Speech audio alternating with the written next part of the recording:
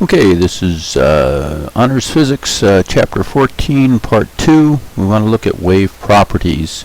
Biggest thing to remember about waves is they're able to transfer energy without transferring matter. If you think about a wave in the water itself doesn't move towards the shore. The water just goes up and down or whatever. The string, if you put a wave down a string, again, the particles of the string just move up and down, but they don't move towards the end of the string. So we're going to be transferring energy without transferring matter. Essential questions then are exactly what are waves, and we're going to talk about transverse waves and longitudinal waves, and we want to talk about wave speed, wavelength, and wave frequency are probably three of the most important aspects of wave we're going to be studying.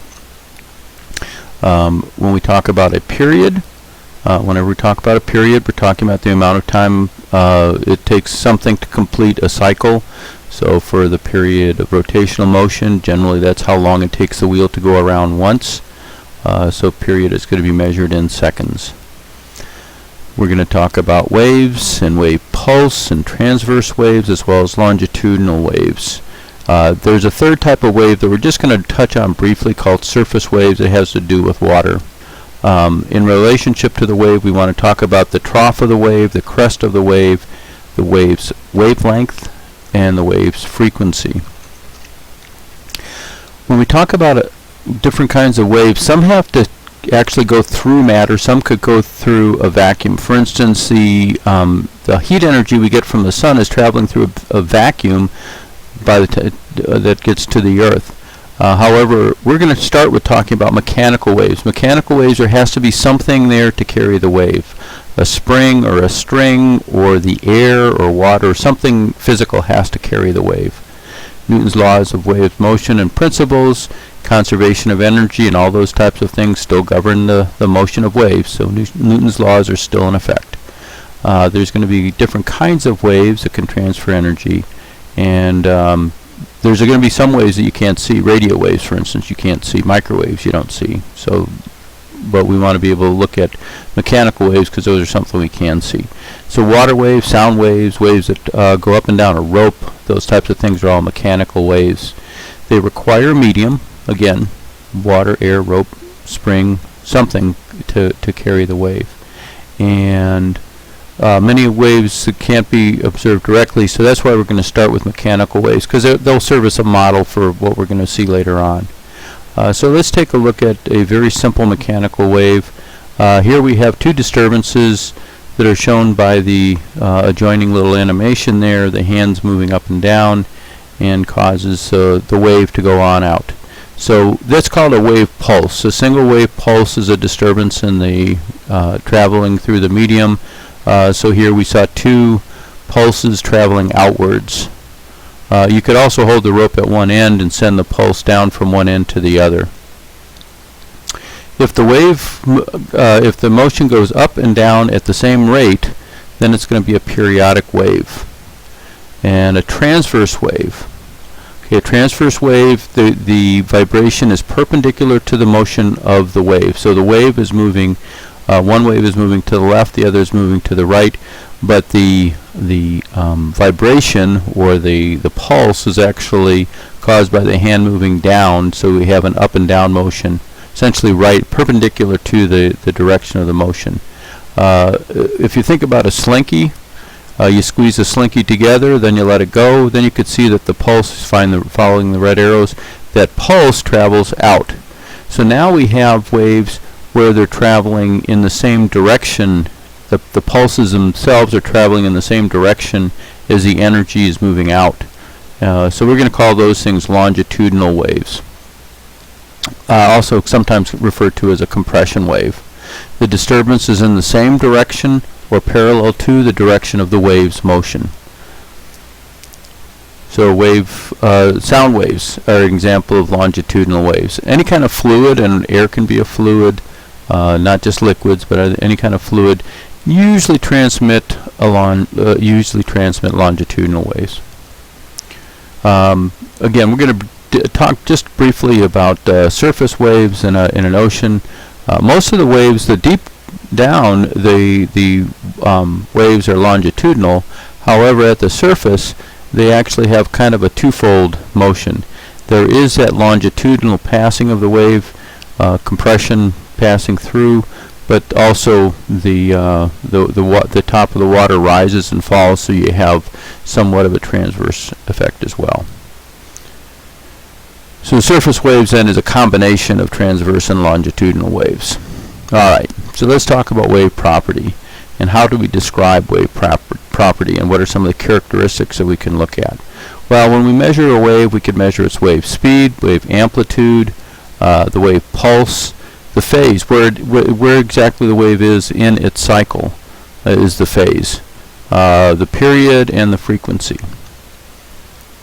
The wave speed, again, Newton's law, velocity. Velocity is equal to change in distance over change in time, or change in displacement divided by change in time. So that's going to give us the wave speed. For most mechanical waves, both transverse and longitudinal, and again, accepting the water waves, the speed is determined by the medium through which the wave moves. So the wave speed is going to be constant. But that doesn't mean we can't change the frequency. We can change the frequency of the waves, but as far as the wave speed, it's basically fixed by the medium. The amplitude of the wave is just simply how far we displace it from the equilibrium position. So we see two waves, wave A and B. A is has a larger amplitude. It's based on the amount of energy put into the wave. The more energy putting in, the higher the wave. It doesn't have anything to do, really, the amplitude really doesn't have anything to do with the frequency or the speed. Remember, the speed really is a fixed distance. We could change the frequency, but that really, again, doesn't have anything to do with the amplitude. It does have to do with how much energy we're putting into it. The harder we shake the rope, the more energy we're putting into the rope, the higher the amplitude. The waves with greater amplitude transfer more energy then. Therefore, a small wave is going to have a small amount of energy. A wave, think of a wave coming up on the beach, is going to just move some sand around. A giant wave, a tidal wave, going to cause the wave to move trees and so on around. For waves that move at the same speed, the rate at which the energy is transferred is proportional to the square of the amplitude. So proportional to the square of the amplitude. If the amplitude is doubled, then the amount of energy is multiplied by a factor of 4. If the amplitude is tripled, then you get a 9 times fold energy transfer.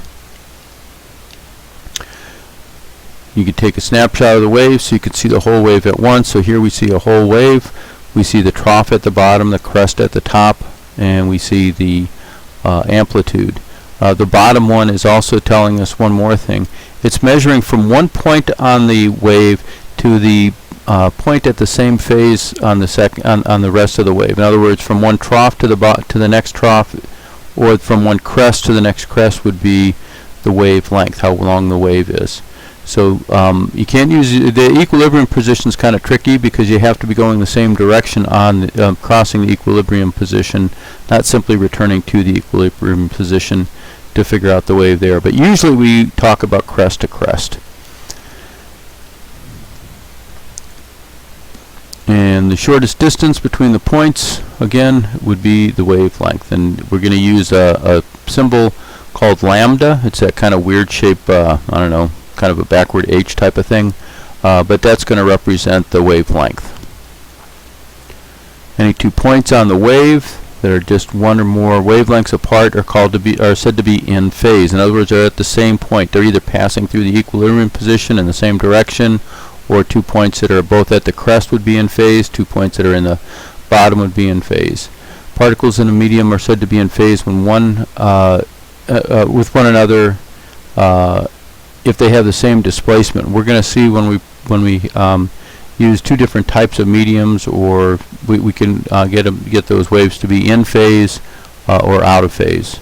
And again, they could either be perfectly in phase, they could be perfectly out of phase, they could be 180 out, or they can vary any place from one to the next. So we're going to talk about what it means to be in phase and out of phase when we talk about sound and light. Here we have an example of a period. Again, the period is how long it takes to complete a cycle. So one way of looking at it is, if you look in figure A, you can see where point P is. It's at the equilibrium position. By the time point B comes along, it's all the way up. It drops down to the equilibrium position, and then it's in the trough. So basically, it needs to complete one complete cycle. The rest of it, of course, would be going back up to the equilibrium position again. In the figure, it's showing that the period, the time it takes for all this to happen, is 0.04 seconds to complete one cycle. The frequency is the second number. It's oscillations it makes in 1 second. So let's think about this for a minute. If something has a period of 1 second, in other words, it makes one cycle in 1 second, then its frequency is also 1 second. In other words, it would make one cycle per second. That's the frequency.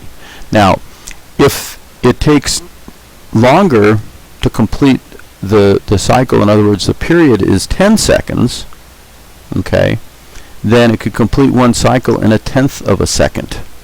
In other words, the reciprocal of that. So the frequency then is going to be measured in hertz. 1 hertz, again, is simply saying one oscillation or one cycle per second. So the frequency of the period in the cycle is related to the following. Again, the frequency then is the reciprocal of the period. F is equal to 1 over t. Frequency of a wave is equal to the reciprocal of the period. The period is the reciprocal of the frequency. So if you have the frequency and the period, again, it's just the reciprocal. Both the period and the frequency of the waves depend only on the source. They don't depend on the wave speed or the medium. So we can vary the frequency without varying the speed, and we'll talk about how that happens in a minute. Although you can directly measure the wavelength depends on both the frequency and the speed.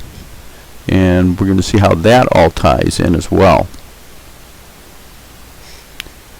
The wavelength then, which is lambda, is equal to the velocity of the speed. In other words, how fast it's traveling. We're going to divide that by the frequency. The other way of figuring out the wavelength is take the velocity times the period.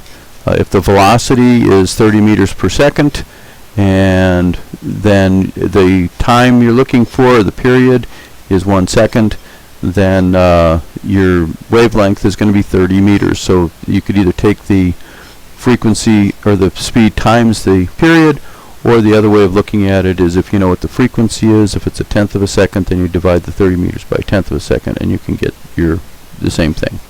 The wavelength of a wave is equal to the velocity divided by the frequency. So I'll give you these equations, but these are easy enough equations to remember, and quite honestly, you should even be able to derive them. So let's take a look at what we're talking about here. So here we have two examples of waves. You might think that these are identical graphs, but if you look carefully, the first one is y, up and down, which is amplitude, is measured against x, which is how far the wave travels during a period of time. So you could see where with that one you could figure out from the peak of one to the peak of the next, it's 4 meters. So you know that the wavelength then is 4 meters. The bottom one is in seconds, so we could figure out the time. So if it goes from 2 seconds to 4 seconds, it takes 2 seconds to complete a cycle. So that means the period is 2 seconds. So the frequency, in other words, how many cycles it could complete in 1 second, is only going to be a half of a wavelength. Okay, so from 1 to 2, it could only get halfway through its cycle. So the reciprocal of 2 is a half. So again, that's how those two are related. The speed, the period and the frequency are related. Using these two in conjunction with each other, we could also figure out the wave speed.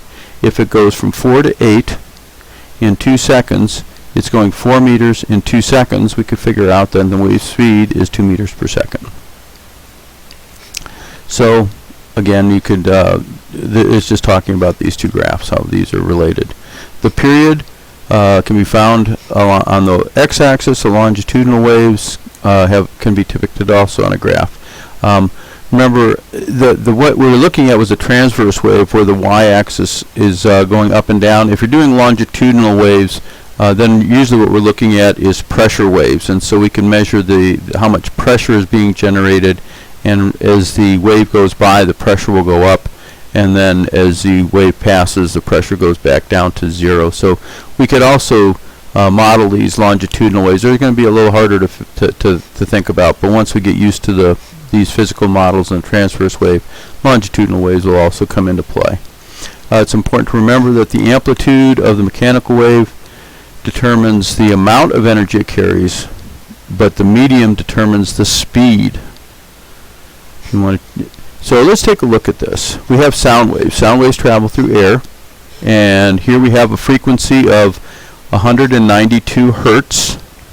It travels at the length of a football field in 91.4 meters long in 0.271 seconds. So the speed, which, for instance, if there was a pop at that frequency, it would take a quarter of a second, a little over a quarter of a second for the sound to get there. It doesn't matter what the frequency is. If it's a high frequency, it simply means it's a higher pitched sound, but the length of time that the sound takes to get to you is based on the speed through the air. So that's how we could say that the wave speed is based only on the medium it's traveling through the air. By the way, if we change the temperature of the air, we can make the waves travel faster or slower. Let's take a look at some questions then. So first of all, what is the wave speed? I think the wave speed is pretty obvious. 91.4 divided by 0.271 seconds. Okay, so basically it's just distance divided by time. So that's going to give us the wave speed. Doesn't matter what the frequency is. If we want to know the wavelength, okay, now we have to kind of take these two things into account. And remember, the wavelength is going to be the wave speed that we just calculated out here, comes out to be about 300 and something, divided by the frequency. So we'd have 300 and something divided by 192, so it's going to be point something. Probably a little bit bigger than 0.5. We have a wavelength. So what we're saying is how far could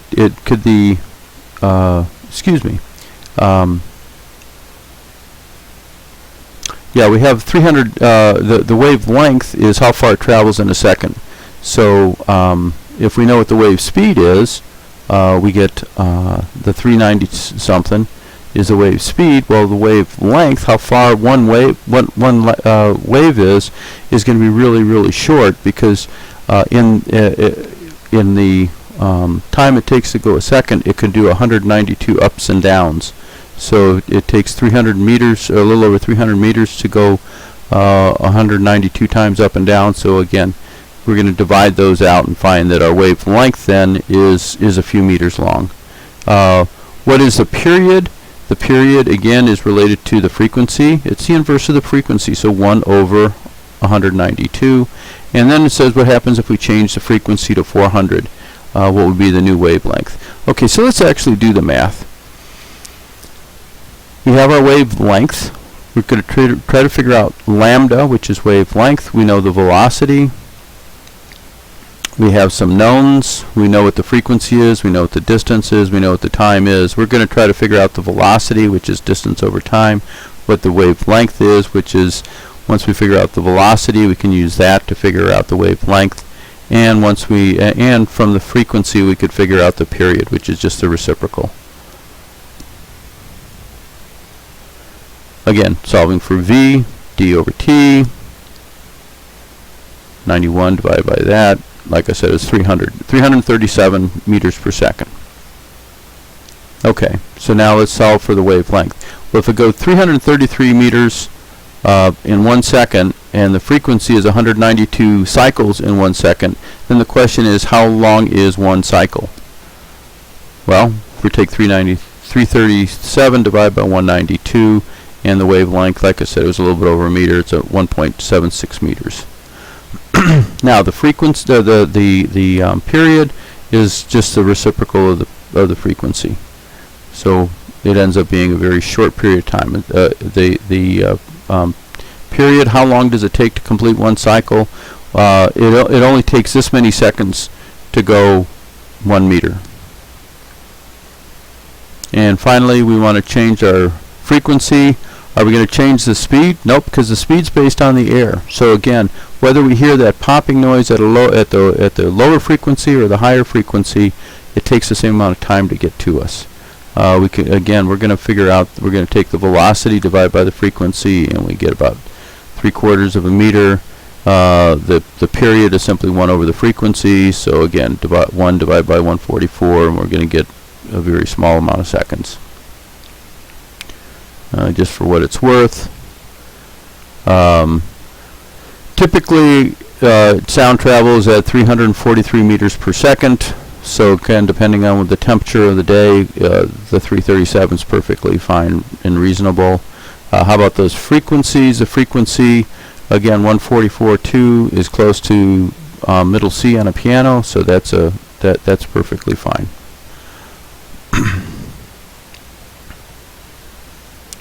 And so that's just